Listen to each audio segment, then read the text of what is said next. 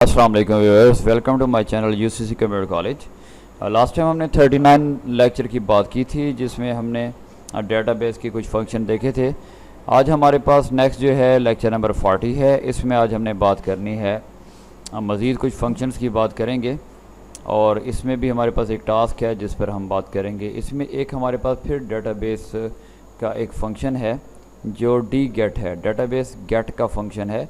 इसको हम किस तरह से इस्तेमाल करते हैं कोशिश करनी है आप लोगों ने समझने की। इतना मुश्किल नहीं है, आसान ही है, लेकिन ये कि कुछ आइडियाज़ दे रहा हूँ आपको। और ये पहले मैं बता चुका हूँ कि माइक्रोसॉफ्ट एक्सेल में फ़ंक्शन फार्मूलाज का जो इस्तेमाल होता है वो आप लोग ख़ुद फार्मूला बनाते हैं। डिपेंड करता है कि आप उसको किस तरह से जो है वो ले रहे हैं। आप देखें कि फ़ंक्शन एक है, उसको बहुत सी जगहों पर इस्तेमाल किया जा सकता है, लेकिन उसका हरगिज़ ये मतलब नहीं है कि वो सिर्फ एक जगह पर इस्तेमाल होता है। तो इस डेटाबेस जो गेट है इसकी आज हम बात करते हैं। दो एग्जांपल इसमें दे रहा हूँ आप लोगों को, कोशिश कीजिएगा कि आप लोग इसको ख़ुद कीजिए। अगर समझ नहीं आती कहीं से आप क्वेश्चन कर सकते हैं, इंशाल्लाह जो है आपको प्रॉपर जो है रिस्पॉन्स दिया जाएगा।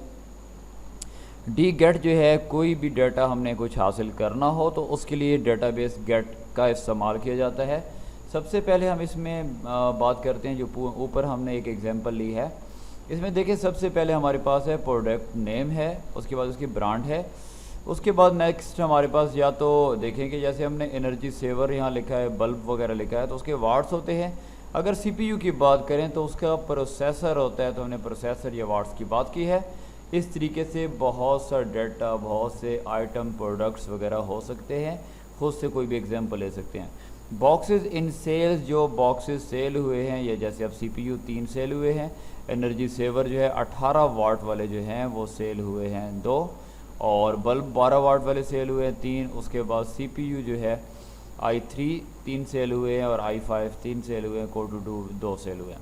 तो अब हम क्या देखना चाह रहे हैं, इस साइड पर आप देखिएगा। नॉर्मल यहाँ तो देखें कि हमने फंक्शन नॉर्मल लगाया, लेकिन यहाँ इफ़ कंडीशन अगर आप देखना चाहें, मैं यहाँ बता देता हूँ कि यहाँ क्या करना है आपने कि अगर यहाँ हमारे पास बॉक्स इन सेल्स में लिखा हो 1 हो तो वो मल्टीप्लाई हो जाए जो इस सीपीयू की कीमत हो, 2 हो तो उसके साथ मल्टीप्लाई हो जाए, 3 हो तो भी उसके साथ मल्टीप्लाई हो जाए। तो हमने इफ़ कंडीशन का इस्तेमाल किया। इसमें लिखा F5। F5 हमारे पास जो है वो क्या है, बॉक्स का नेम है। इधर है बॉक्सेस इन सेल्स, इसका नाम है F5। F5 में अगर 1 लिखा जाए तो F5 मल्टीप्लाई हो जाए 3500 में। मतलब ये कि एक सीपीयू जो है डुअल कोर, उसकी कीमत यहाँ हमने लगाई है 3500। अगर 2 सीपीयूज़ हों तो उसकी कीमत जो है वो भी 3500 होनी है, लेकिन मल्टीप्लाई हो जाए F5 के साथ। तो F5 में 2 होगा तो मल्टीप्लाई होकर ये 7000 हो जाएगा। 3 हो गया, फिर इस तरह हम चलते जाएंगे। और मैंने 3 कंडीशन लगाई हैं सिर्फ, और मैंने 3 ब्रैकेट को क्लोज़ कर दिया। अगर मैं यहाँ 1 लिखता हूँ तो देखिए आंसर आ गया ऑटोमेटिकली 3500। अगर 2 कर दिया, इसका आंसर आ गया। 3 कर दिया, ये 4 करूँगा तो क्या आएगा, 4 करने से फॉल्स होगा क्योंकि हमने 4 की वैल्यू दी ही नहीं है। सेम ऐसा इधर चलता जाएगा। हमने बल्ब की कीमत जो है एनर्जी सेवर की, i3 i5 की, इनकी कीमतें चेंज कर दी तो ये आ गया। ये तो सिंपल से एक हो गया। अब हम ये चाहते हैं कि यहाँ हम सीपीयू लिखें, यहाँ सीपीयू लिखें और उसका रेट आ जाए कितना, मतलब कि सेल हुआ है एक दिन के अंदर कितनी सेल हुई है। सीपीयू कौन सा, i3। अगर i3 की जगह मैं यहाँ लिख देता हूँ डुअल कोर, डुअल कोर के बाद एंटर प्रेस करता हूँ तो अब देखिए ये 10,500 का सेल हुआ है। अगर इसी जगह मैं लिख दूँ कि i5 जो है वो कितना सेल हुआ है, तो i5 देखिए ये 45,000 का सेल हुआ। तो ये मालूम करने के लिए अगर हम लगाएं तो डी गेट का फंक्शन यूज़ करेंगे।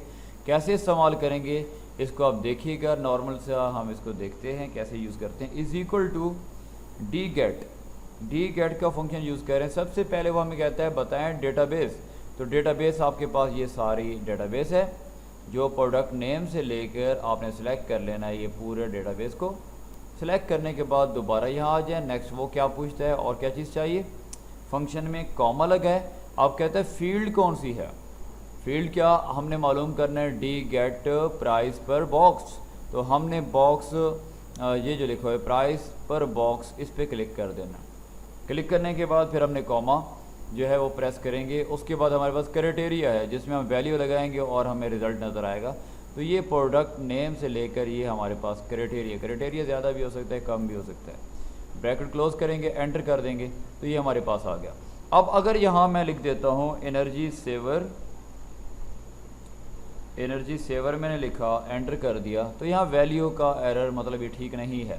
अब चेक करते हैं एनर्जी सेवर के स्पेल, पहले स्पेल ठीक है, लेकिन यहाँ हमने ये लिखना पड़ेगा कि इसके वाट्स क्या हैं। एनर्जी सेवर के वाट्स चेक करें, एनर्जी सेवर के वाट्स हमारे पास ये 18 हैं, तो आप यहाँ 18 लिख दें, फिर देखें कि आंसर आता है नहीं आता। तो आंसर यहाँ आ चुका है कि ये 600 रुपये के एनर्जी सेवर सेल हुए हैं। एक और एग्जांपल इसी तरीके से ले लेते हैं। अगर आप देखें कि आप इधर एक और चीज़ भी आपको चेक करा दूँ, यहाँ एक बार और प्रेस करके, यहाँ अगर आप प्रिंटर लिख दें, आपने प्रिंटर लिखा तो कंपनी भी तो लिखे, प्रिंटर की कौन सी है, ब्रांड कौन सी है, ठीक है। अगर प्रिंटर की बात करें, यहाँ देखें प्रिंटर है हमारे पास, लेकिन यहाँ हमारे पास प्रिंटर है ही नहीं। CPU है, CPU की हमने यहाँ लिख दिया रिको, मुझे लगा कि यहाँ हमारे पास प्रिंटर मौजूद है, प्रिंटर की कंपनी। तो ये हमारे पास जो भी प्रोडक्ट है, चलिए यहाँ बल्ब कर देते हैं, आपको एक ट्राई करा दें। यहाँ BULB बल्ब कर दिया, और बल्ब के वाट कितने हैं, 12 है। 12 करें तो आपको यहाँ आ जाए, पता चल जाएगा कि 600 रुपये के बल्ब भी सेल हुए और एनर्जी सेवर भी सेल हुए। नेक्स्ट हमारे पास देखें डी गेट है, इसमें हम चाहते हैं कि नेम ऑफ स्टूडेंट जैसे नज़र आ रहे हैं, यहाँ अबू हुरैरा है, अहमद सज्जाद है, मलिक। इनके कोर्स कौन से हैं, CCA का कर रहे हैं, DCA का, DIT का, CCA का कोर्स है। इनके हासिल करदा नंबर टोटल 600 में से 550 नंबर, 600 में से 551 ये नंबर नज़र आ रहे हैं। हम ये चाहते हैं कि यहाँ बच्चे का नेम लिखा जाए और उसका कोर्स लिखा जाए, नीचे इसके हासिल करदा नंबर आ जाए। तो ये भी सिंपल ही है, कोई इतना मुश्किल नहीं है। इसको हम फंक्शन वही लगाएंगे, is equal to D gate. सबसे पहले वो कहते हैं डेटाबेस। तो डेटाबेस आपके पास यहाँ नेम से लेकर ये एंड तक मौजूद है, इसको आप सेलेक्ट कर लें। सेलेक्ट करने के बाद कॉमा लगाएं। फिर क्या है आपके पास यहाँ फील्ड पूछते हैं, तो आपने क्या मालूम करने, ऑब्टेन मार्क्स मालूम करने। ऑब्टेन मार्क्स पे क्लिक कर दें, उसके बाद कॉमा लगा दें, और क्राइटेरिया आपके पास ये मौजूद है, इसको सिलेक्ट कर लें, ब्रैकेट क्लोज कर दें, एंटर कर दें। तो क्राइटेरिया आपको मैंने पहले भी बताया कि आप चेंज कर सकते हैं, मुख्तलिफ हो सकता है। अब यहाँ मैं लिखता हूँ, यहाँ फॉर एग्जांपल मैंने लिखा मलिक। अब इसने एरर दिया, मतलब कि मलिक का कोर्स DCA का नहीं है। आप चेक कर सकते हैं मलिक का कोर्स कौन सा है, CCA का कोर्स है। तो मैं यहाँ क्या लिख देता हूँ, CCA। तो अब देखें कि नंबर आते नहीं आते, यहाँ नंबर आ चुके हैं। इसके मलिक के नंबर कितने हैं, 553 हैं। एक और एग्जांपल लेना चाहें, यहाँ आप कर लें, फॉर एग्जांपल आप कर दें अबू हुरैरा, कर दिया, एंटर कर दिया। इसका कोर्स जो है वो CCA का है, तो इसके नंबर 550 आ गए। अगर इसकी जगह पर अहमद लिख देते हैं तो ये फॉल्स देगा, क्यों, ये वैल्यू दे रहा है, वैल्यू का एरर। इधर CCA नहीं है, इसका कोर्स DCA का है। DCA लिखें, इसके नंबर आ जाएंगे। तो ये एक सिंपल सा एक जो है फंक्शन है डी गेट का, लेकिन बहुत ज़बरदस्त फंक्शन है। इसकी मदद से कोई भी डाटा तक रसाई हासिल कर सकते हैं। नाम ही इसका जैसे डेटाबेस गेट, किसी डाटा पर हमने रसाई हासिल करनी हो, वहाँ तक पहुँचना हो, तो हम ईज़िली पहुँच सकते हैं। तो उम्मीद करता हूँ यहाँ तक आपको समझ आ चुका होगा। कहीं से कन्फ्यूजन हो तो आप क्वेश्चन कर सकते हैं, कोई क्यूरीज हो तो लाजमी क्वेश्चन करें, मेल करें, अपना आप काम चेक कराएं मुझे। अगर आप चेक कराना चाह रहे हैं, व्हाट्सएप पर स्नैप बनाकर भी सेंड कर सकते हैं। कहीं से प्रॉब्लम हो तो फंक्शन या फार्मूलाज के बारे में पूछ सकते हैं। दुआओं की दरख्वास्त है, दुआओं में याद रखिए। मिलते हैं नेक्स्ट ट्यूटोरियल में, तब तक इजाज़त दीजिए। अल्लाह हाफिज़।